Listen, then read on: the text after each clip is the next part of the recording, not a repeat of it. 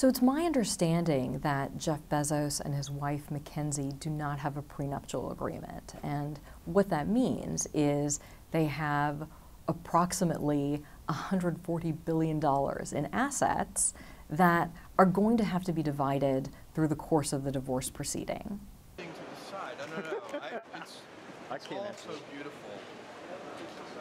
I don't think it's unusual that they wouldn't have a prenuptial agreement, especially in the case where they were married for a year before they decided to take the move to Seattle and before Amazon was founded. So at the time that they were married, they probably had very few assets. It was probably very uncomplicated. It's only been in these last 25 years that their fortunes have grown exponentially and become, as a result, exponentially more complicated.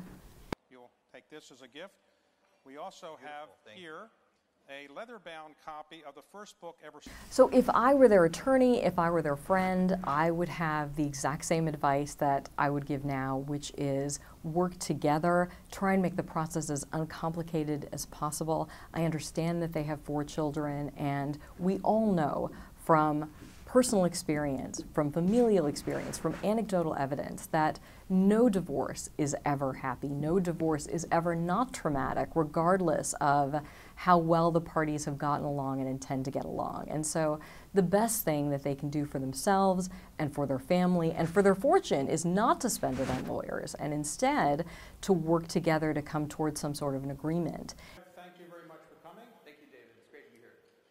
So, we know that Washington is a community property state like California, and there aren't very many of them. Probably only maybe 10 of the states in the country are community property states, and what that means is the assets from day one of your marriage go into the pot known as the community, and as a result, everything in the community pot is divided 50-50 upon a divorce.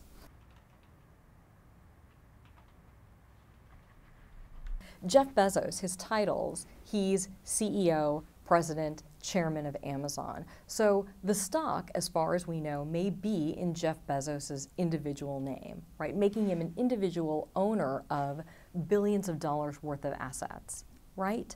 So that goes toward his wealth as far as the charting is concerned. So when Jeff Bezos is considered the richest man in the world, all of that is taken into consideration under his name.